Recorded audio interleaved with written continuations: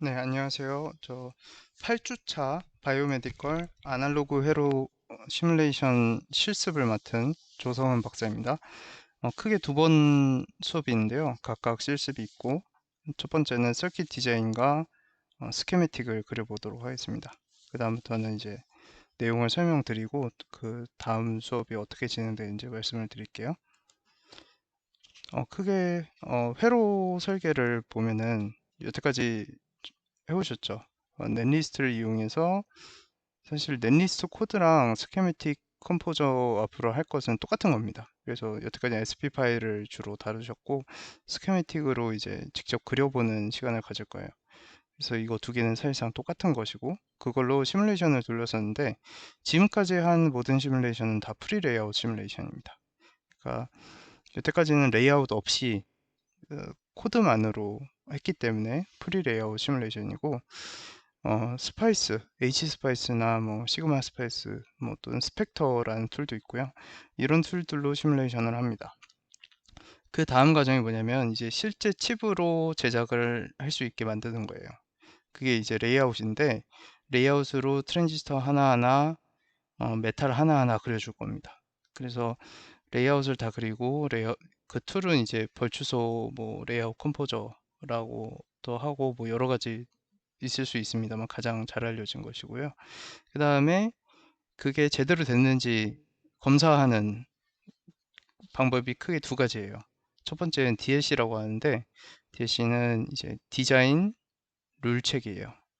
디자인 룰을 체크해서 이거는 공정사마다 다릅니다. 그래서 공정사에서 어, 뭐 이 메탈은 최소 몇 나노 이상은 돼야 된다. 메탈과 메탈 사이 간격은 최소 몇 나노 이상 떨어져야 된다. 이런 실제 제작을 하기 위해서 필요한 룰들이에요.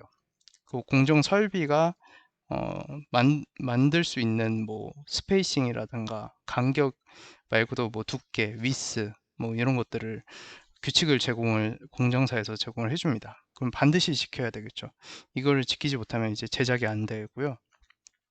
그리고 LVS는 뭐냐면 어, 레이아웃 vs 스케매틱이에요. 그러니까 뭐냐면 그 SP 파일 또는 스케매틱으로 그렸는데 내가 그린 레이아웃의 연결이 어떤 드레인 노드가 어디에 연결되고 소스 노드는 어디에 연결되고 게이트 노드가 어디에 연결되고 이렇게 그렸는데 그게 내 넷리스트와 일치하는가를 보는 거예요. 그래서 LVS는 사실은 뭐 통과를 안 해도 제작은 가능하죠. 근데 의미는 없죠. 왜냐하면 제작은 가능합니다만 동작이 당연히 다르게 되겠죠. 노드 연결이 잘못됐으니까. 그래서 반드시 이 두 개는 통과를 시켜야 합니다. 그래서 두 개는 에러가 없다는 것을 확인을 해야만 레이아웃이 끝난 겁니다. 그리고 레이아웃 결과를 가지고 이제 또 시뮬레이션을 해요. 왜냐면 레이아웃은 사람마다 어떻게 하는지 달라질 수 있기 때문에 그, 그 레이아웃에서 발생하는 기생 성분들 를 이제 추출해서 시뮬레이션을 하는 것을 포스트 시뮬레이션이라고 합니다. 포스트 레이아웃 시뮬레이션이죠, 정확하게는. 그래서 그 기생 성분을 추출하는 게 바로 PEX, 페리스틱 익스트랙션이고요. 뭐 헐큘러스, 뭐 여러 가지 툴이 있습니다만 저희는 PEX를 사용합니다. 그리고 똑같이 H스파이스로 할 것이고요. 이렇게 해서 원하는 스펙을 만족할 때까지 포스트 레이아웃 시뮬레이션을 해야 돼요. 당연히 프리심에서는 만족을 했겠죠. 원하는 퍼포먼스를. 근데 레이아웃을 하니까 그 기생성분 때문에 결과가 달라졌어요. 그러면 또 만족을 못 시켰을 수도 있으니까 레이아웃을 고쳐야 될 수도 있고요. 레이아웃을 고친 다음에 다시 포심을 돌리고 다시 포심을 했는데 아무리 바꿔도 안 돼요. 그러면은 프리 레이아웃 시뮬레이션부터 다시 고쳐줘야 되는 상황이 올 수도 있습니다. 이렇게 해서 계속 이터레이션을 돌아서 원하는 타겟을 만족시킬 때까지 레이아웃과 포스트 레이아웃 시뮬레이션을 계속 하는 겁니다. 이런 과정을 거쳐서 이제 칩이 설계가 돼요. 그래서 넷리스트 코드가 여태까지 해왔던 것이죠. 서브 서킷도 보이고 뭐 서브 서킷 여기 선언 서브 서킷을 쓴 것도 보이네요. 근데 이것과 사실 스케매틱은 완전히 동일한 거예요. 이 서브 서킷 하나가 요 그림으로 나타낸 요 하나인 겁니다. 그리고 동일한 거를 불러와서 쓰는 게 뭐 요런 것들이죠. 그래서 스키매틱과 넷리스트 코드는 똑같지만 스키매틱은 이제 직접 그려서 좀 직관적으로 이해하기가 쉽겠죠. 그래서 스키매틱을 그릴 줄 알아야 됩니다. 그래서 이번 수업에서는 스키매틱을 그릴 거고요. 프리레어 시뮬레이션까지 해볼 겁니다. 그래서 이거는 뭐 H스파이스 결과를 뭐 어떻게 돌려본 거를 예시로 나타낸 거예요. 그리고 여기서부터 레이아웃인데, 여기 뭐 사실 트랜지스터가 들어간 앰프들도 좀 있고요. 뭐 캐패시터도 있고 뭐 스위치도 있고 뭐 그렇습니다. 그래서 지금 이것들이 뭐 여기 VDD 라인, VSS 라인, 트랜지스터, 캐패시터 뭐 이렇게 레이아웃을 하는 겁니다.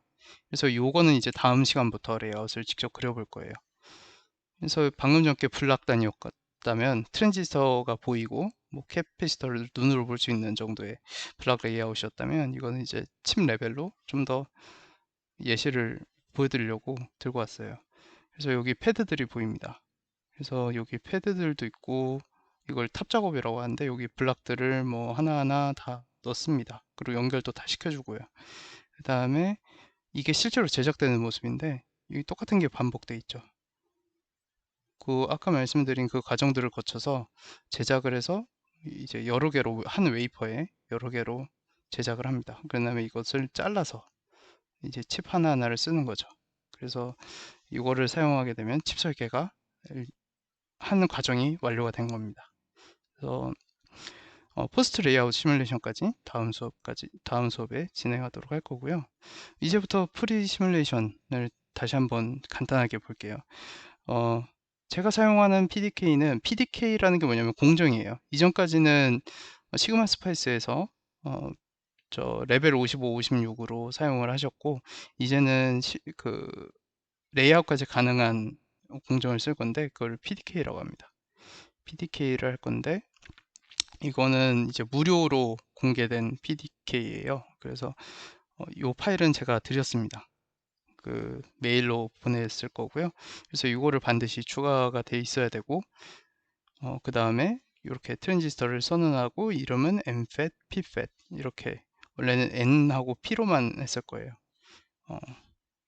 M으로 선언하죠. 그래서 드레인, 게이트, 소스, 바디, 그리고 N하고 W, L 뭐 이렇게 하셨는데, 이제 이 N을 MFET, P를 PFET 이렇게 사용할 거예요. 지금 쓰고 있는 공정은 이제 15나노 핀팻입니다. 15나노 핀팻이라 가지고 그 L이, 이 주어진 공정이 L이 고정이 돼 있어요. L은 못 바꿉니다. 그리고 몇 개의 핀이 되느냐만 이제 선택을 할 수 있어서 N 핀을 바꿔줌으로써 위스를 바꿔줄 수 있습니다. 그래서 이거는 이제 H스파이스 예시를 보여드린 건데, 요 윈도우 버전을 쓰시는 분들도 이번에 있을 거예요. 윈도우 버전 쓰시는 분들은 2012 버전 이상이어야 합니다. 그래서 2012 버전보다 높아야만 하고, 이후 버전 2013 또는 뭐 더 높은 버전이면 상관없고요. 그럴 때는 시그마 스파이스랑 비슷한데 오픈 누른 다음에 파일 선택해주고 SP 파일 선택해주고 열고서 시뮬레이트 누르시면은 이제 동작을 하는 창이 뜰 거예요. 그리고 그게 사라지면 시뮬레이션이 끝난 겁니다.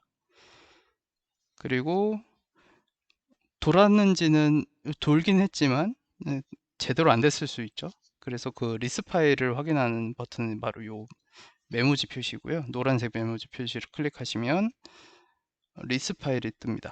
요 리스 파일에서 에러를 검색해 주시면 이제 에러 체크, 요것만 뜨면 이제 에러가 없는 거예요. 근데 다른 문장이 뜨면은 에러가 생긴 거죠. 그거는 고쳐줘야 됩니다. 예시를 든 거예요. 검색했더니 이런 게 떴어요. 그러면 에러가 생긴 거죠. 그래서 28번째 줄에, 이 파일의 28번째 줄에 엠팻이 선언이 뭔가 안 돼 있나 봐요. 그래서 그걸 고쳐주면은 이게 없어진 거를 확인하시고 그 다음에 그래픽 툴로 넘어가야 합니다. 그 다음에 이제 리눅스 서버를 쓰시는 분들을 위해서 리눅스 그 명령어를 포함을 시켰어요. 그래서 리눅스 쓰시는 분들도 할 수 있게끔 저희 서버에도 있는데 라이센스가 많지는 않습니다. 그래서 만약에 뭔가 이상하다 싶으시다면 조금 기다렸다가 다른 사람이 쓰고 있는 거니까 그때 쓰시면 될 것 같고요. 포스텍 서버를 쓰는 경우에는 그러시면 됩니다. 일단 포스텍 서버 아니어도 기본적으로 명령어는 똑같습니다. 이게 뭐냐면 hspice 띄고 마이너스, 이게 인풋이란 뜻이에요. 인풋은 이 sp 파일이다 하고, 아웃풋은 이 이름으로 해달라 하고, 확장자를 안 붙이고 쓰시면 돼요. 그래서 예를 들면 여기 지금 끝에 확장자가 없죠. 여긴 있는데. 그래서 아웃풋 관련된 파일들은 이제 이 이름에다가 자기가 알아서 확장자를 붙일 겁니다. 이렇게 하면은 대략 30초 또는 길어야 1분 이내로 동작이 있을 시뮬레이션이 완료가 될 거예요. 그래서 지금 이렇게 요 문장이 뜨는데 한 30초 걸립니다. 그래서 요거 기다리시면은 새로운 파일 tr0, 이거 트랜지언트 시뮬레이션이니까 tr0 파일이 생성된 거를 확인하실 수 있을 거예요. 그리고 문제가 발생했으면 리스 파일을 봐야죠. 그래서 리스 파일을 vi 에디터로 키시고 이거 그대로 키시면 됩니다. 그래서 거기서 에러를 검색해서 에러를 찾고, 마찬가지로 윈도우에서 했던 것처럼 계속 sp 파일을 고쳐주시고 다시 해보고 에러 찾고, 이런 과정을 반복해서 에러가 없을 때까지 동작을 시켜주시면 됩니다. 그 다음에 커스텀 웨이브 뷰를 원래 쓰려고 했었는데 이것도 라이센스가 이제 있는 데가 있고 없는 데가 있어서 사실 이번엔 쓰지는 않습니다만, 이제 사용할 줄 아시는 분들 또는 갖고 계신 라이센스가 있는 분들을 위해서 그 넣어놨어요. 그래서 요 버튼을 클릭하시면은 그 자동으로 시뮬레이션이 제대로 돌았다면 파일이 물려져 있습니다. 그래서 이것을 클릭해서 탑 레벨이라는 거 클릭한 다음에 원하는 노드, 이 V면 볼티지고 I면 커런트입니다. 그래서 이걸 더블 클릭하면 이 파형이 나오고요. 거기에 줌 인, 아웃 뭐 이런 거를 해서 확대해서 원하는 값 재고 뭐 할 수 있습니다. 그래서 꼭 커스텀 웨이브 뷰 아니어도 아바네이브나 매틀랩, 지금 저희는 매틀랩을 사용할 거예요. 매틀랩이 있으시면 그걸로 쓰시면 됩니다. 그래서 이건 이제 매틀랩인데, 매틀랩이라고 해서 그냥 무조건 되는 게 아니고 사실은 이게 툴박스를 저는 사용을 했어요. 그래서 툴박스를 이거를 연결을 시켜 놓을 건데, 경로 설정을 눌러서 처음 쓰실 때만 한 번만 해주면 됩니다. 경로 설정을 눌러서 이 하이 폴더와 함께 추가한 다음에 H 툴박스 폴더 제가 보내드릴 거예요. 요거를 클릭하고 저장을 누르시면은 이제 동작을 할 겁니다. 그리고 그 동작시키기 위한 스크립트는 제가 같이 넣어드렸을 거예요. 파일로 메일과 함께 올릴 겁니다. 그래서 요 두 개 파일을 드릴 거고, 그 다음에 요것만 확인해 주시면 됩니다. 그 tr0가 이제 트랜지언트 파일인데 그 이름이 똑같아야 되고, 요 매틀랩 코드가 있는 같은 폴더에 넣어 주시면 돼요. 또 뭐 이름이 다르시면 이름이 다른 걸 바꿔 주시면 되고 맞게끔. 그리고 실행을 시키시면은 이렇게 x축이 시간이고 y축이 볼티지 파형을 볼 수가 있어요. 그리고 이거는 I 다이어그램이라고 해서 똑같습니다. 사실 이거를 겹쳐 놓은 건데, I 다이어그램은 뭐냐면, I 다이어그램이에요.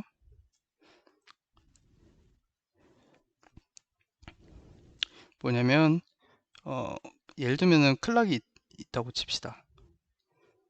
이게 로드가 RC 딜레이가 생기죠. 근데 만약 스피드가 빠르면은 그 RC 딜레이 영향을 많이 받게 돼요. 그러니까 RC 딜레이 값은 그대로인데 인풋 주파수가 빨라지니까 예를 들면 이렇게 눕게 되죠. 이렇게 점점 로우 패스 필터를 통과하는 셈이 되기 때문에 이렇게 누울 겁니다. 그래서 이게 얼마나 누웠는가, 심지어 심한 경우에는 VDD까지도 못 올라가고 다시 떨어지거나 뭐 이럴 수도 있는 거죠. 그래서 요거의 정도를 이게 쓸 수 있는가를 확인하기 위한 그 방법 중에 하나가 I 다이어그램입니다. 그래서 이 주파수를 정해져 있기 때문에 보통은 시스템이 이렇게 한 주기씩 또는 두 주기씩 자르는 거예요. 이거를 시간 축으로 트랜지언트로 돌렸던 것을 자릅니다. 그런 다음에 이거를 요 결과들을 자를 거예요. 그 다음에 이걸 겹쳐서 그린 거예요. 그래서 자세히 보시면은 이렇게 갔다가 이렇게 떨어지죠. 뭐 이렇게 올라갈 때도 있고, 이렇게 갔다가 이렇게 떨어질 때도 있고, 이건 이제 랜덤하게 데이터를, 클락이 아니고 데이터기 때문에 여러 케이스가 있어요. 그래서 이렇게 그리다 보면은, 겹쳐서 그리다 보면 이제 눈 모양처럼 이렇게 눈 모양처럼 가운데 빈 공간이 나올 겁니다. 이 빈 공간이 커야 끝까지 올라갔다는 뜻이에요. 끝까지는 아니고 마진이 많다는 뜻이죠. 그래서 이 공간이 작으면 동작을 못 한다는 뜻이고요. 그래서 이걸 아이 다이어그램이라고 합니다. 그래서 이 아이 다이어그램을 그리는 것까지 이번 실습에서 해볼 거예요. 이거는 이제 지금 사용하게 될 게 아까 15나노 핀펫이라고 말씀을 드렸는데 이 수업이 8주차죠. 8주차니까 7주차 박공준 교수님 수업에서 그대로 했던 것을 한번 해본 겁니다. 한번 해본 이유는 이제 팬아웃이랑 그 회로가 어떻게 지금 타겟팅이 됐는지 말씀드리기 위해서인데, 이거의 전격 VDD는 0.8V고요. 그 다음에 사이즈는 이렇게 정해졌습니다. 랭스가 많이 줄어들었죠. 원래 0.35 마이크론이었는데 20나노로 줄어들었습니다. 그랬을 때 지금 턴온 저항을 잰 거고, 피머스 아론 저항은 1.3K, 엠모스 아론 저항은 1.2K, 대략 3배 맞죠? 그래서 세츄레이션 리진에서는 이 기울기가 다릅니다. 이렇게 해서 아론을 구했고, 인풋 저항을 또 구했습니다. 같은 방법입니다. 여기서 보이는 C인을 알기 위해서 여기에 커런트가 흐르는 것을 복사해서 디펜던트 소스로 적분기를 통해서 아웃풋을 봤더니 0.8V가 VDD이기 때문에 0.8펜토를 썼어요. 그랬더니 0.3 정도, 그래서 0.3 펜토가 C인이 됩니다. 그래서 C인은 0.3 펜토고요. 그 다음에 TP 하이트로 로트 하이로 이제 CL을 바꿔가면서 피팅을 했어요. CL0를 구하기 위해서요. 그랬더니 0.7 피코세컨드가 나왔습니다. 그래서 요 식 익숙하시죠? 그래서 이 회로의 목표는 뭐냐면 로드를 100펜토로 했을 때 동작을 하는 것을 목표로 잡았어요. 그래서 팬아웃이 3이라고 가정을 했고, 인풋 캡은 아까 구했죠. 0.3 펜토고, CL0는 여기서 구해보면은 0.28 펜토가 나옵니다. 그래서 팬아웃이 3이기 때문에 CL은 0.3에 3개, 그리고 CL0 0.28이 되죠. 그러면은 이렇게 1.18 펜토가 나옵니다. 여기가 잘못됐네요. 1.18이에요. 그랬을 때 지금 팬아웃이 3개로 가정된 것은 일종의 이겁니다. 3개짜리 인버터 3배 되는 게 점점 붙거나, 또는 같은 인버터가 계속 3번씩 하나당 분다던가 이런 상황을 가정한 거예요. 그랬을 때 100펜토를 최종적으로 구동을 하고 싶은데 100펜토를 구동하고 싶은데 몇 스테이지가 필요한가, 그거를 계산을 하려면 한 번당 3배씩 증가하잖아요. 그래서 CL이 1.18펜토니까 이거에 100펜토 짜리가 3의 몇 승이 되면 되는가, 이거 대비 로그 3 이렇게 하면은 대략 4.04가 나옵니다. 그래서 4스테이지를 쓸 거예요. 4스테이지.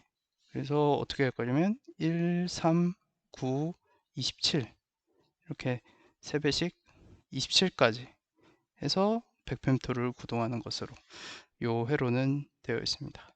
그래서 이거는 이제 숙제로 실습을 같이 해나갈 거고요. 그 다음에 서버 접속하는 방법, 저 같은 경우는 엑스매니저 이거 검색하셔서 다운받으시면 됩니다.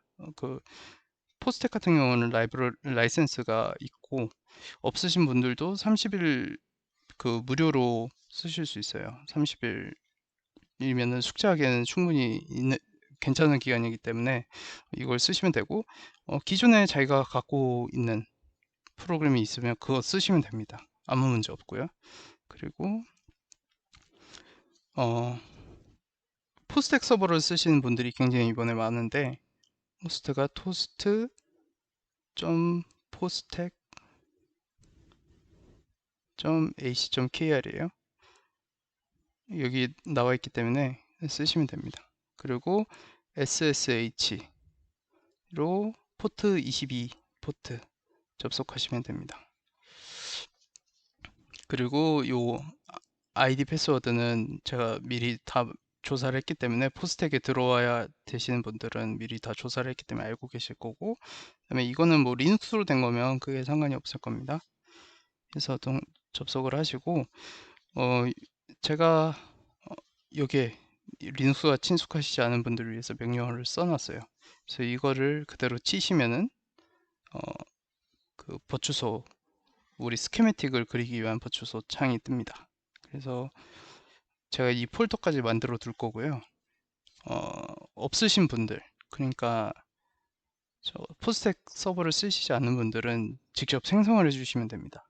그래서 이 폴더는 생성해 주시고, 그리고 PDK 설치 같은 경우도 포스텍은 해놨어요. 제가 해놨고, 그 포스텍 서버를 쓰시지 않는 분들을 위해서 제가 그 설치랑 PDK를 어디서 다운받는지를 파일을 따로 보내드릴 겁니다. 그래서 그 설치를 먼저 진행해 주시고 그 다음에 요거를 해주시면 될 것 같아요. 그리고 제가 미리 버추소랑 IC615 이상 필요하다고, 그건 다 조사가 된 분들만 남아있기 때문에 뭐 문제없이 다 동작을 할 거고요. 쓰실 줄 아는 분들일 거라 믿습니다. 예, 그래서 이 이후부터는 제가 이거는 이제 매뉴얼처럼 찾아서 필요할 때마다 보시면 되고, 제가 실습 강의를 따로 바로 붙여서 강의를 할 거예요. 그래서 이거는 저희 나가는 숙제 과정을 제가 한 번씩 다 해볼 겁니다. 하면서 그대로 따라 하시기만 하면 되니까, 여기 단축키도 적어져 있고 이 자료를 참고해서 계속 보시면서 하시면 될 것 같습니다. 그러면은 숙제 강의에서 뵙겠습니다.